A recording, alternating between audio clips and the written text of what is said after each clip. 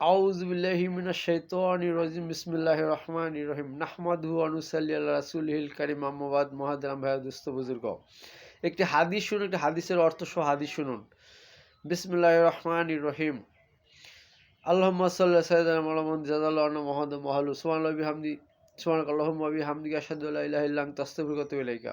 তাহলে হাদিসটি শুরু হয়ে যাক ইনশাআল্লাহ। আখলিস দীনাকা ইয়াকফিকাল আমানুল কলিল। হাদিস শরীফের অর্থ হলো, তোমার ইমানকে খাঁটি করো, অল্প আমলই নাজাতের জন্য যথেষ্ট হইবে। এমনকি হাদিস সবাই শিখার চেষ্টা করবেন, হাদিস মুখস্থ করবেন। যেমন 100 হাদিস মুখস্থ করে কিন্তু সাইকেল হাদিস হয়েছে দেখেন। এবং বুখারী শরীফে অনেক হাদিস আছে, মিশকাত শরীফে যেমন আয়েশা রাদিয়াল্লাহু আনহা বর্ণিত হাদিস এলো অনেক, তার চেয়ে বেশি এলো আবু হুরায়রা। সবচেয়ে বেশি হাদিস বর্ণিত হলো আবু হুরায়রা বর্ণিত বেশি হাদিস দেখবেন হাদিস শরীফে দেখবেন লেখা আছে বর্ণিত, কে বর্ণিত? আবু হুরায়রা বর্ণিত, দেখবেন বেশি হাদিস তিনি বর্ণিত। আবার আর দ্বিতীয় কিন্তু দ্বিতীয় নম্বরে 2 নম্বরে কিন্তু আয়েশা রাদিয়াল্লাহু আনহা, কিন্তু এই আবু হুরায়রার পরে আয়েশা রাদিয়াল্লাহু আনহার বর্ণিত মানে সিরিয়ালে তার তার তার বর্ণিত হাদিস কিন্তু বেশি। অর্থাৎ তারপর আরও অনেকে কিন্তু হাদিস বর্ণনা করছেন। উমর রাদিয়াল্লাহু বর্ণিত হাদিস আছে, আলী রাদিয়াল্লাহু বর্ণিত হাদিস আছে, আব্দুল্লাহ ইবনে উমর বর্ণিত রাদিয়াল্লাহু বর্ণিত হাদিস আছে। অনেকের বর্ণিত হাদিস আছে। এরকম হাদিস সবাই মুখস্থ করার চেষ্টা করুন, হাদিস জানতে চেষ্টা করুন। অনেক হাদিস আছে, কারণ কোরআন মানতে কইছে আল্লাহ, হাদিস শরীফ আল্লাহ তাআলা বলছে যে 2টা জিনিস তোমরা যতদিন আঁকড়ে ধরে রাখবে ততদিন তোমরা পথভ্রষ্ট হইবে না। অর্থাৎ একটা হলো কোরআন আর একটা হাদিস, অর্থাৎ সুন্নত, আসলে সুন্নত। এই হাদিসের জন্য সুন্নত মানতে হবে।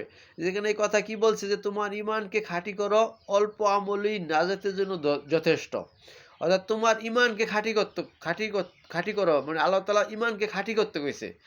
ইমানকে যেমন অনেকে কালেমা লা ইলাহা ইল্লাল্লাহু মুহাম্মাদুর রাসূলুল্লাহ এটাকে বলতে হবে সুন্দর করে, এটাকে লিখতে জানতে হবে, এটাকে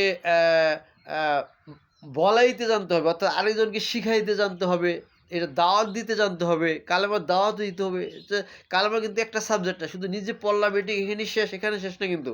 এটা আমার লিখতে, এটা আরবিতে আবার আরবি ভাষায় লিখে, জান্নাতের ভাষা যেহেতু আরবি, কোরআনের ভাষা আরবি, রাসূল সাল্লাল্লাহু আলাইহি ওয়াসাল্লামের ভাষা আরবি, এটা আরবিতে আমার লিখতে জানতে হবে, শিখতে হবে। কারণ বিদ্যা অর্জন করা ফরজ বলছে আল্লাহ।